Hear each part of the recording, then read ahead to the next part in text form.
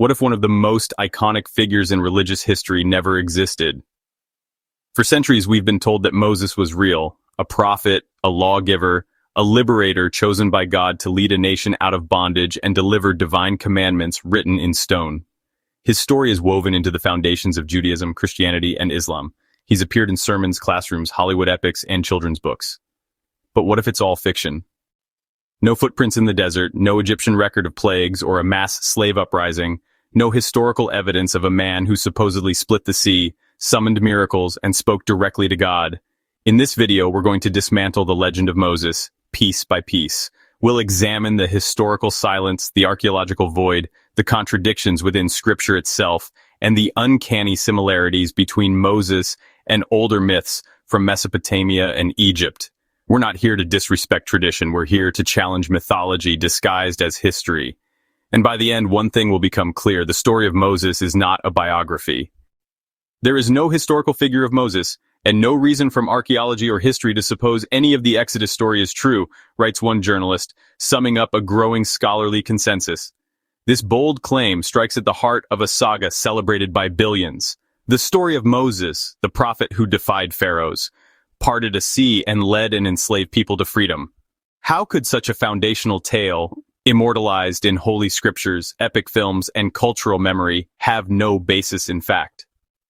We begin in ancient Egypt over 3,000 years ago, where, according to the Bible, a baby boy set afloat on the Nile would change the destiny of a nation.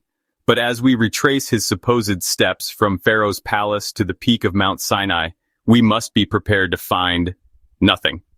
The trail of Moses is a trail of clues that lead not to a man, but to a myth. Let's follow it.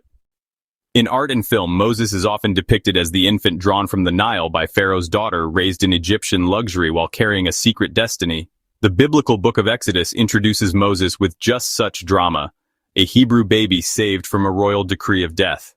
His mother, desperate to spare him from Pharaoh's order to drown Israelite boys, places him in a reed basket and sets it afloat on the river.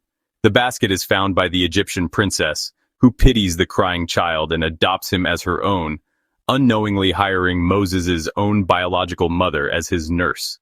In this remarkable twist of fate, the future leader of the Hebrews grows up in the very courts of the oppressor. From the very start, the Moses saga reads like legend. The perilous infant set adrift, the compassionate princess, the secret upbringing. It has all the hallmarks of what folklorists call the foundling hero motif. The young Moses, according to Exodus, lives a split identity, a Hebrew by birth, an Egyptian prince by upbringing. But when he sees an Egyptian taskmaster beating a Hebrew slave, Moses' blood stirs. He kills the Egyptian in a rash act of justice and is forced to flee into exile. In the wilderness of Sinai, he starts a new life, marrying into a Midianite family. Years pass, then comes the famous Epiphany. Moses encounters a burning bush that blazes yet is not consumed. From this fiery anomaly, God's voice commissions him to return to Egypt and liberate his people. A reluctant hero, Moses protests that he is not eloquent, so his brother Aaron is appointed as his spokesman. The stage is set for a showdown with the mighty Pharaoh of Egypt. Moses returns to confront Pharaoh with a simple demand tinged with divine authority: "Let my people go." What follows is one of the most dramatic sequences in any religious text: the 10 plagues of Egypt. The Nile turns to blood, frogs overrun the land, gnats and flies torment the people, livestock die, boils afflict the populace, hail and locusts decimate the crops, darkness covers the land, and finally the death of every firstborn son strikes Egypt. Each plague is a strike against the pride of a pharaoh who refuses to free the Hebrew slaves. Only after the 10th and most terrible plague, the night of Passover, does Pharaoh relent in grief and anger, driving the Israelites out. Moses thus leads a mass migration of hundreds of thousands of men, women, and children. The Bible says over 600,000 men plus families out of Egypt. No epic would be complete without a chase scene. Pharaoh's change of heart precipitates one. He pursues the Israelites with chariots, trapping them by the Red Sea. But Moses stretches out his hand and the waters miraculously part, allowing the Israelites to escape between walls of water. When Pharaoh's army follows, the seas crash back and drown the Egyptians. This moment, the parting of the Red Sea, is immortalized in film and song, a symbol of deliverance. But did it really happen? The silence of Egyptian chronicles, which we'll explore soon, is our first hint that we are dealing with metaphor, not history. Even ancient commentators struggled. Some suggested it was actually a shallow reed sea blown aside by wind, trying to demythologize the miracle.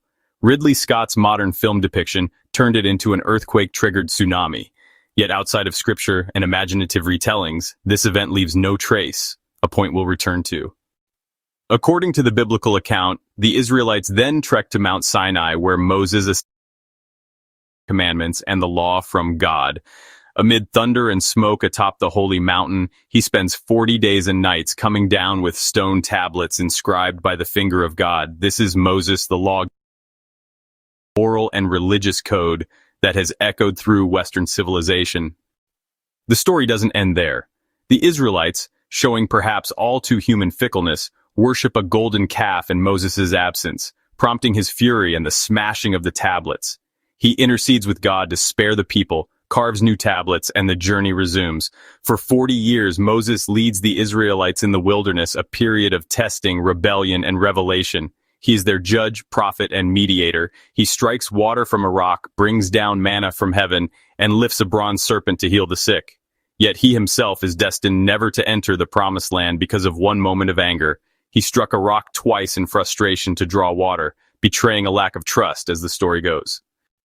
In the final chapter of Deuteronomy, Moses dies atop Mount Nebo, glimpsing Canaan from afar. The text poignantly notes that no one knows Moses' burial place even to this day. It's as if the legend wants to leave him in a mysterious light, with no grave for pilgrims to visit or for skeptics to exhume.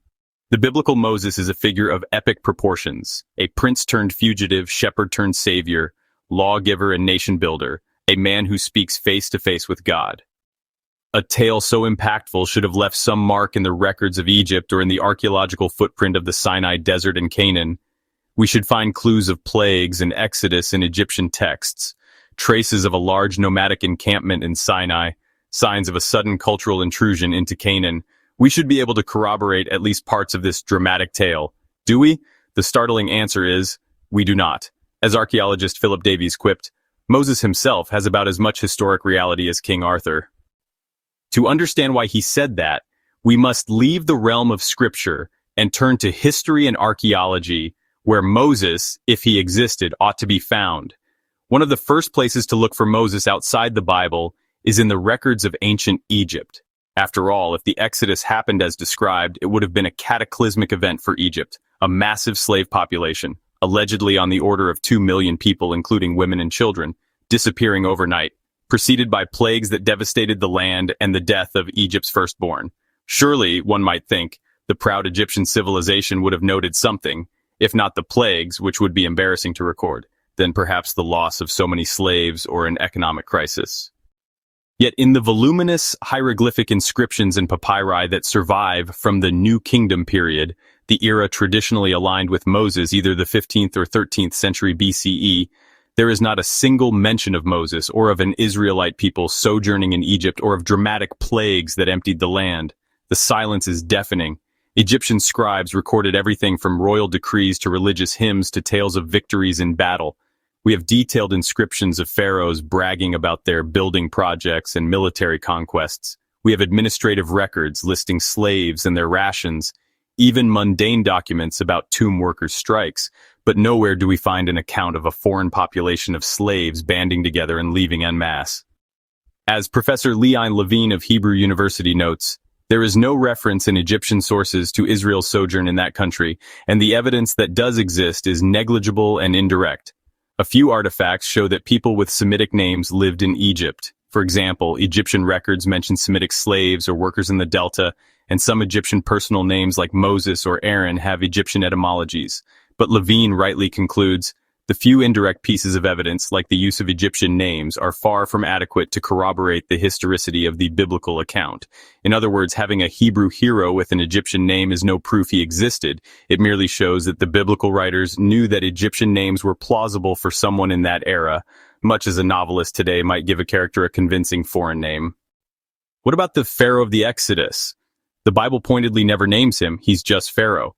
Later tradition in Hollywood often cast Ramesses II in this role, since Exodus mentions the Israelites built the city of Pi-Ramesses, House of Ramesses, which was indeed constructed under Ramesses II around 1250 BCE.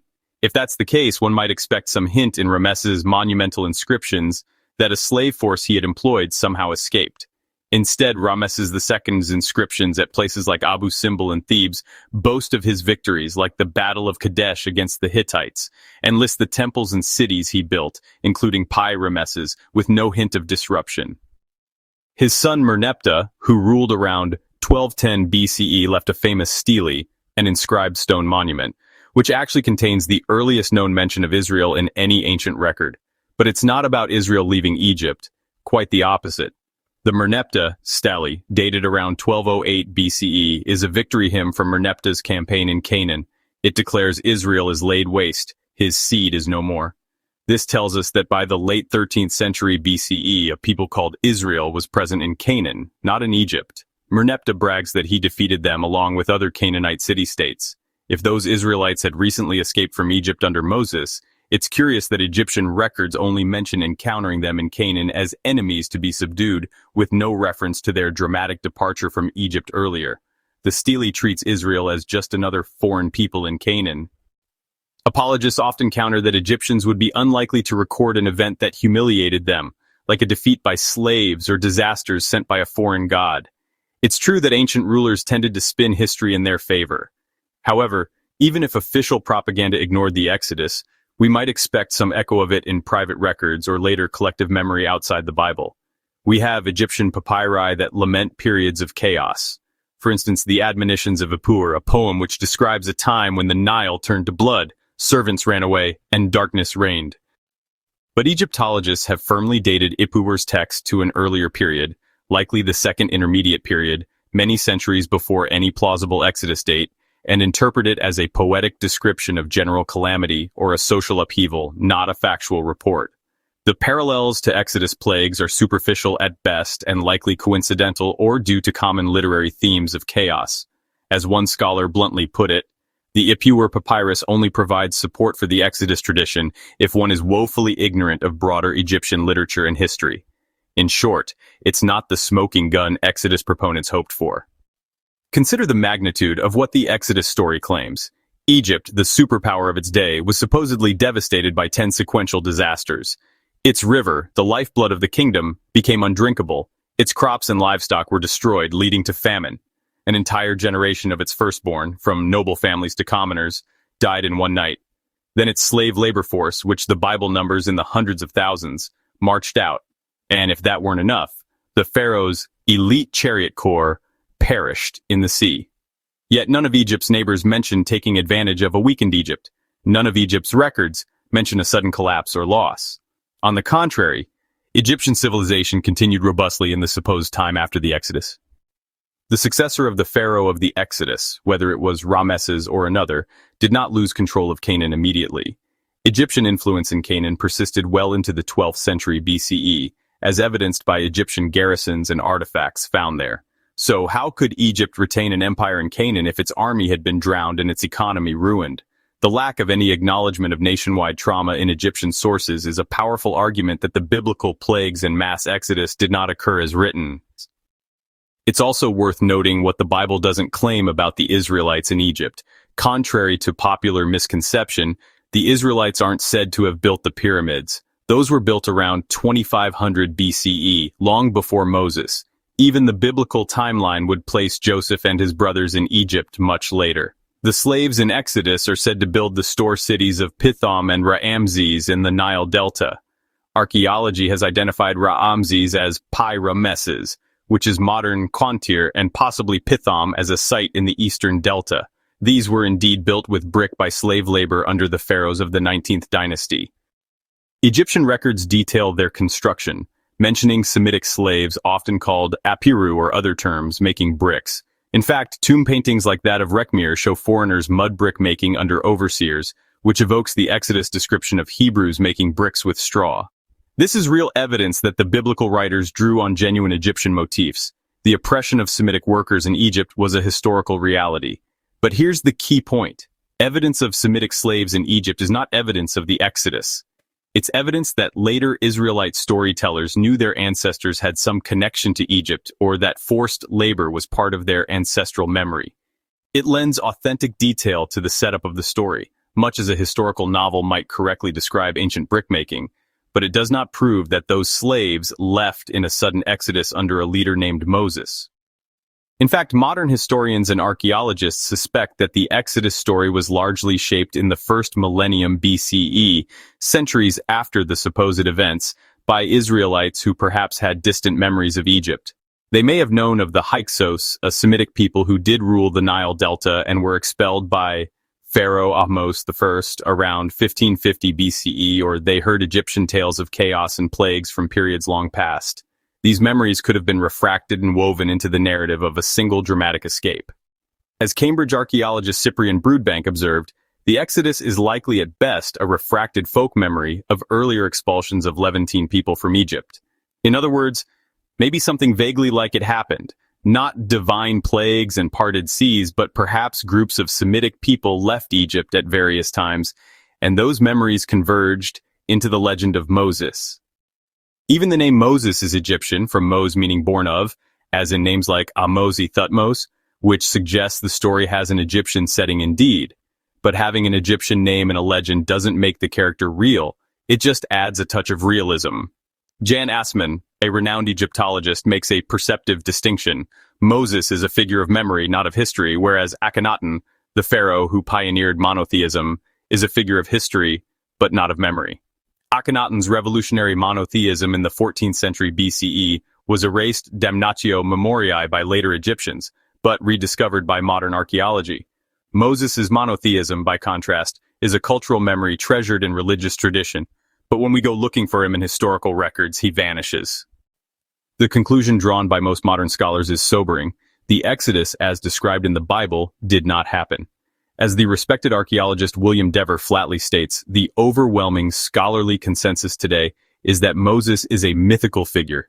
And as another archaeologist, Dr. Carol Redmount, summarized, there is no indication that the Israelites ever lived in ancient Egypt, and the Sinai Peninsula shows almost no sign of any occupation for the entire second millennium BCE. We will now turn to that Sinai evidence, or lack thereof, because if a throng of Israelites really wandered there for 40 years, it should not be invisible. The Exodus story doesn't end with leaving Egypt. In fact, the bulk of Moses' career, 40 years, is said to have been spent leading the Israelites through the wilderness of Sinai. The idea of an entire nation camping, moving, and living in a desert for 2 generations is logistically mind-boggling. They would need to find food and water for thousands of people and livestock daily. They would presumably leave behind campfires, pottery, tools, footprints of animal pens, even graves of those who died along the way.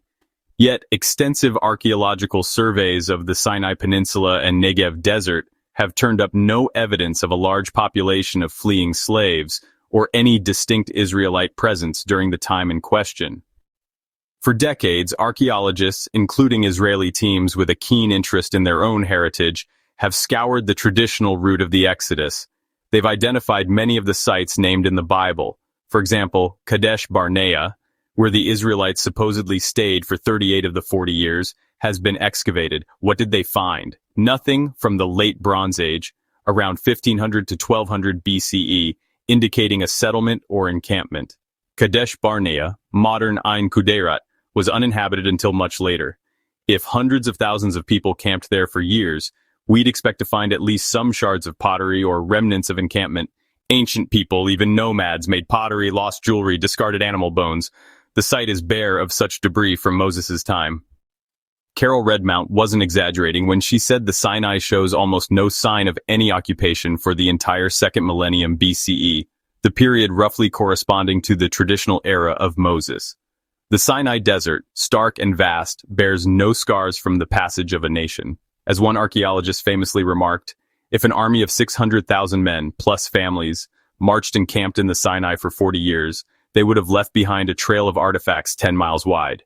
Yet archaeology reveals only the occasional seasonal campsite of a few nomads here and there, nothing on the scale of Exodus. Let's consider the numbers given by the Bible. Exodus chapter 12 verse 37 says about 600,000 men on foot left Egypt, not counting women and children. Numbers chapter 1 verse 46 gives a precise figure of 603,550 men over age 20. If we include families, the total would be on the order of 2 to 2.5 million people. That is roughly the population of a major Egyptian city or the entire region of Canaan at the time. marching in a column that many people would stretch 240 kilometers or 150 miles long. The logistics are baffling. Consider how any group that size could find enough water in the desert each day. Apologists sometimes argue the number might not mean literal thousands. Perhaps the Hebrew word elef translated thousand could mean a clan or unit, drastically reducing the head count. But even moderate estimates, say 20,000 people, would still be an enormous caravan to sustain in a harsh environment and still should leave traces. All attempts to rationalize the numbers still strain credulity and have their own problems. And crucially, these attempts are modern retrojections. The biblical text itself unabashedly portrays an immense host. If that is a legendary exaggeration, it calls into question the entire historical accuracy of the account.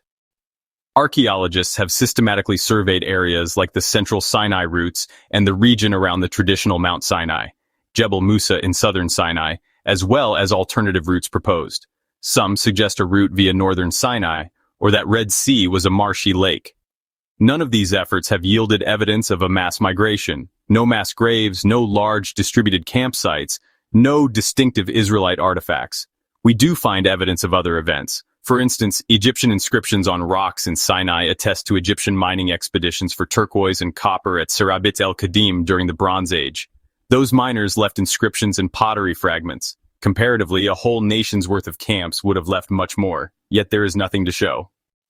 As Rabbi Bert Vysotsky candidly admitted, the biblical Exodus route into the Sinai desert has left no trace other than what the Bible tells us. There is virtually no evidence, as the Torah says, that 600,000 Israelite males, with their wives and children and elders, left Egypt in the Exodus. This is coming from a religious scholar who cherishes the story, but he acknowledges the empirical reality. Let's pause on that. Virtually no evidence. We live in a time when archaeology can detect even small, fleeting habitations. For example, archaeologists can find the stone post holes and flint tools of a few families of hunter-gatherers from 10,000 years ago in the Negev. They can identify distinct layers of remains distinguishing Canaanite villages from Philistine settlements from Israelite towns by subtle differences in pottery and animal bones. With methods like satellite imagery, ground-penetrating radar, and good old-fashioned digging, if there were hundreds of encampments littered with debris from even a few thousand nomads moving through Sinai around 1200 to 1400 BCE, we would likely have found some by now. But as Dr. Carol Myers summarizes, after a century of searching, archaeologists and Egyptologists have found no evidence which can be directly related to the Exodus. Certainly no Egyptian sources mention Moses or the events of Exodus, and no archaeological evidence has been discovered in Egypt or the Sinai wilderness to support the story. That is a comprehensive negation. There's also the issue of geography and anachronism. Some places mentioned as stops in the wilderness journey were unknown or uninhabited in Moses' day. We already noted Kadesh Barnea wasn't settled in the late Bronze Age. The Bible's list of camping sites, in Numbers chapter 33, includes names that likely came into use later. One site, Ezion Geber, is archaeologically dated to the 8th to 6th century BCE, though possibly with a 12th century phase, suggesting that name might have been updated by later authors. Moreover, the narrative context sometimes fits later realities better than the supposed time of Moses. For example, Exodus chapter 13 verse 17 says that God did not lead the Israelites by the route through Philistine country because they might see war and lose heart.